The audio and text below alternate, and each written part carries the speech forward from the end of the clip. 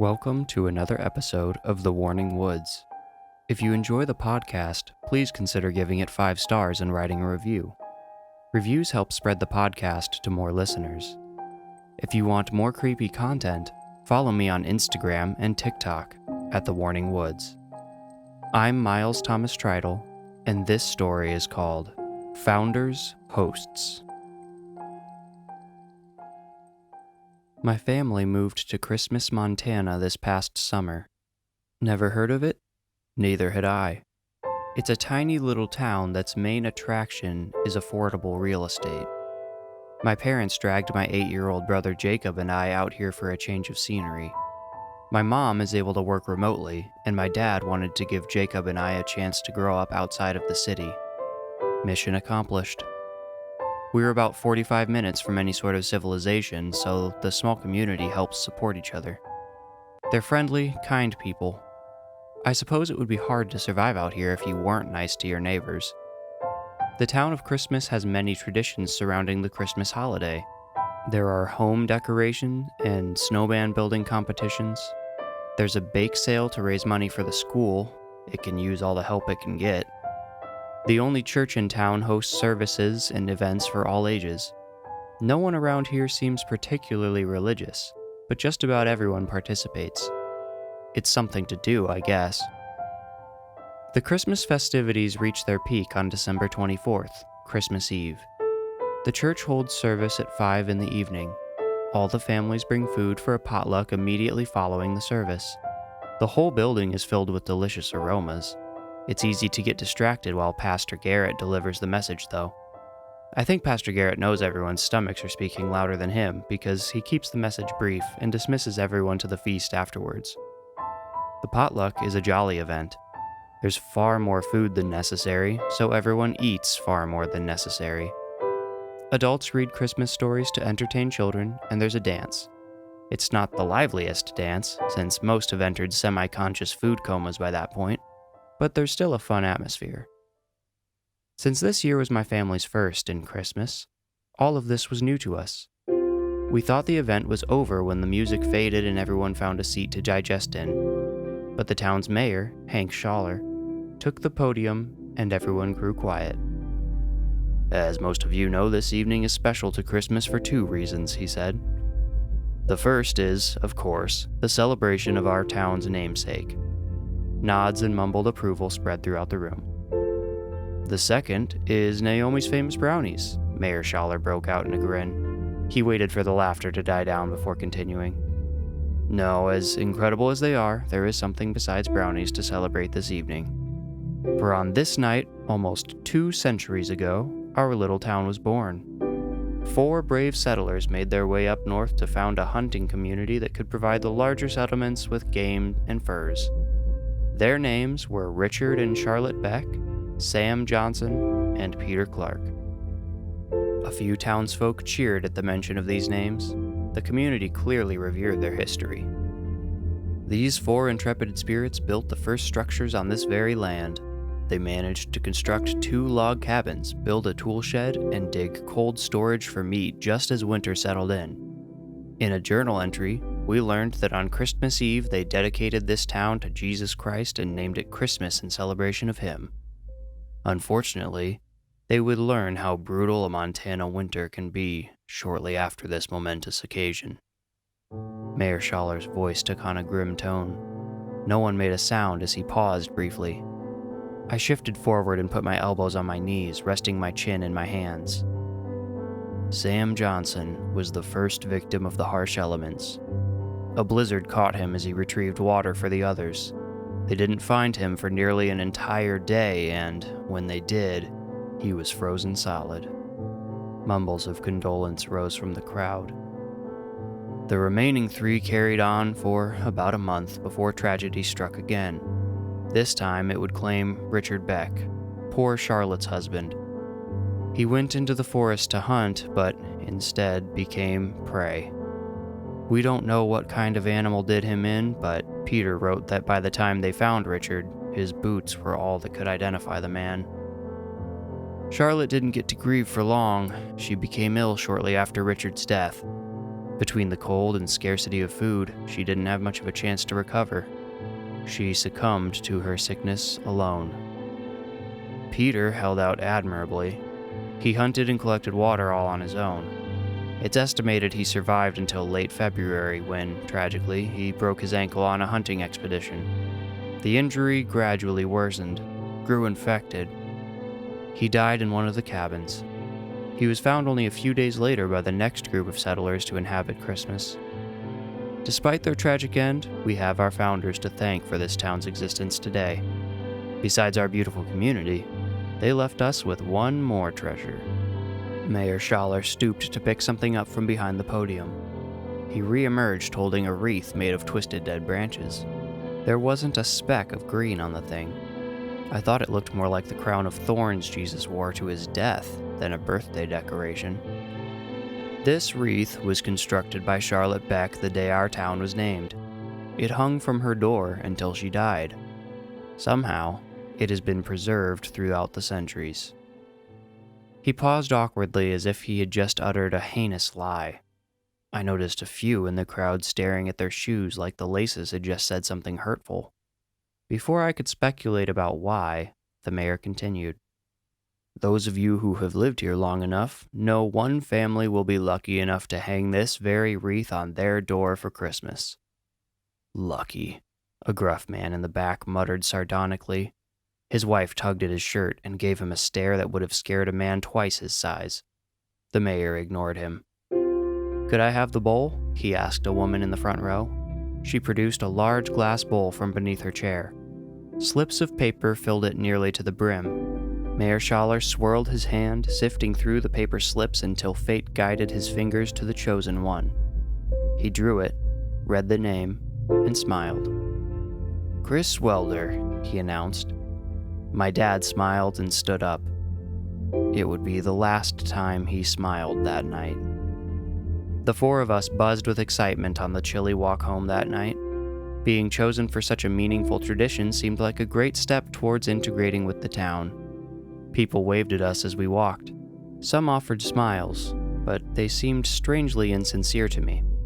Dad must have noticed this too, because he assured us, saying, they must be jealous of the newbies.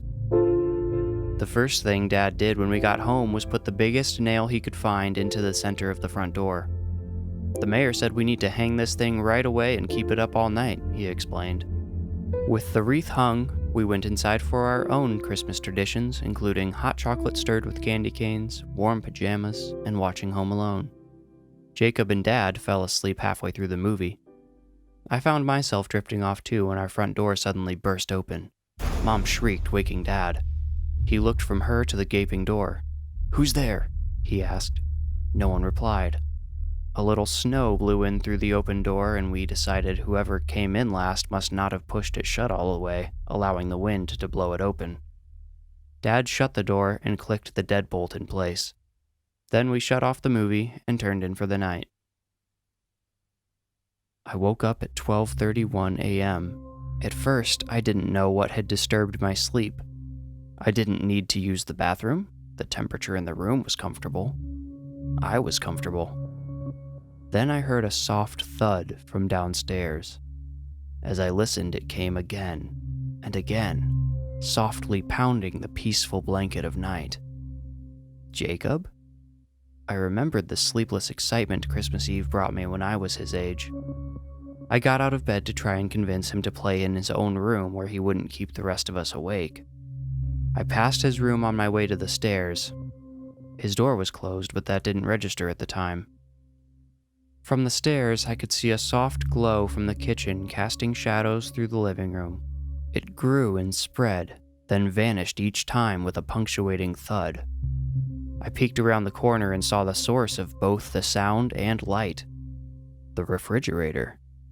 Its door kept swinging wide open, pausing, then slamming shut.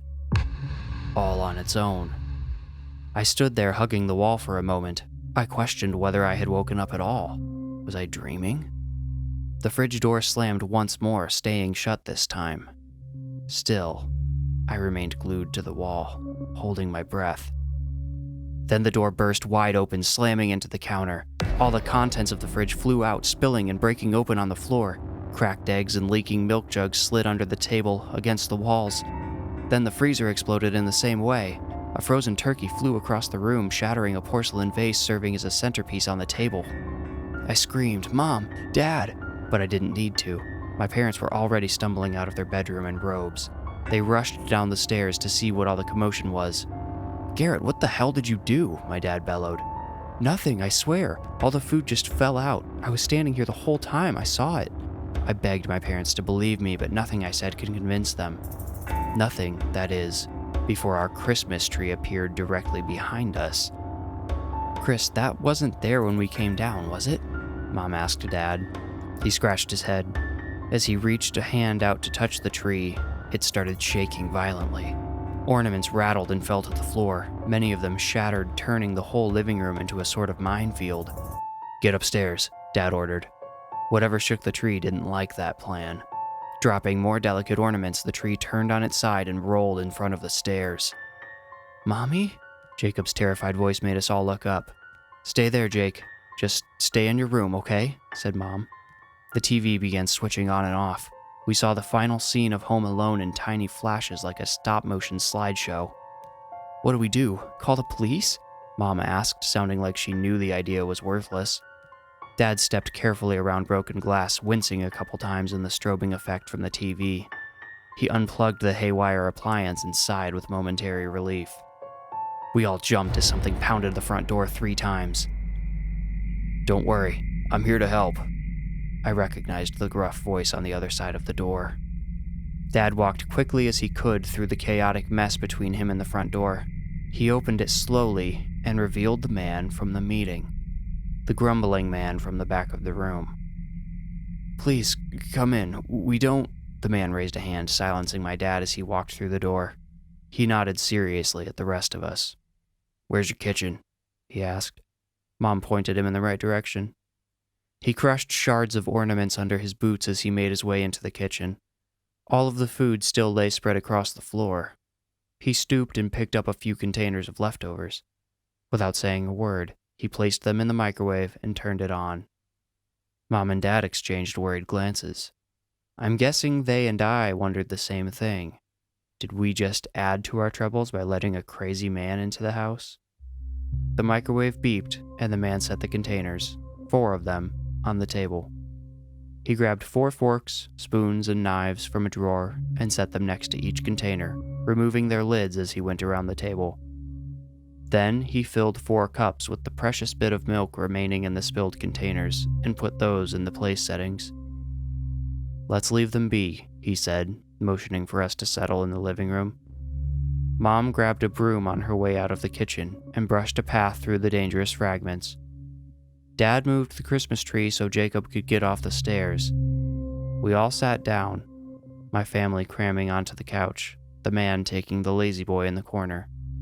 When my rear end sunk into the warm, comforting cushion, I realized the unexplainable happenings had ended when the man arrived. I looked up and saw him staring at me. He read the confused look on my face with perfect accuracy. "You just gotta take care of them," he said. "Of who?" Mom asked. "The founders." The air seemed to leave the room. Perfect stillness settled in around us with a crushing weight. The man took a moment to study each of our faces. "I know it sounds crazy," the man continued, "but so is everything that's happened to you tonight, right? The people in this town know how it works. They know the ritual. The mayor should have explained it to you, but I think I know why he didn't. I'll get to that."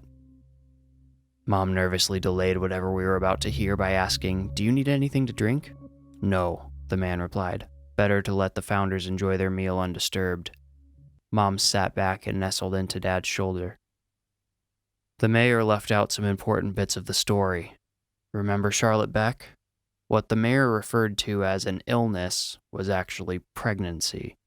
Scarcity of food, water, and medical attention did kill her, but she wasn't quite alone, like he said.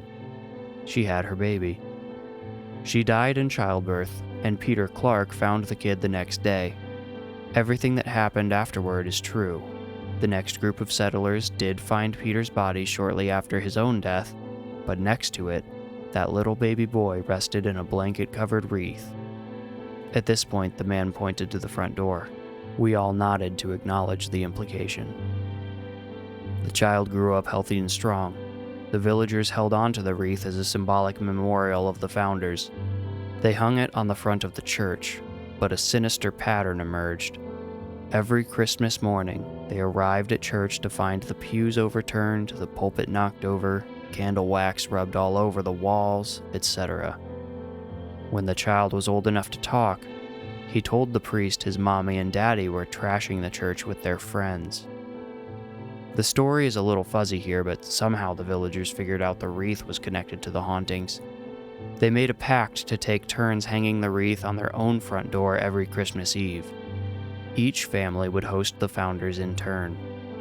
Over time, they learned feeding and watering the spirits tended to keep them happy, and thus, our little tradition was born. Wait, Dad said, shaking his head. If all of this is true, why wouldn't the mayor have explained it to us? Why make us figure it out on our own? The man sighed, also shaking his head. He said, "This town continues to be run by the descendants of the Becks. Cancer claimed Mrs. Schaller, who served as mayor before her husband under her maiden name, Beck." He paused to give the name some space. The Beck family has sort of worshipped the founders' spirits over the decades.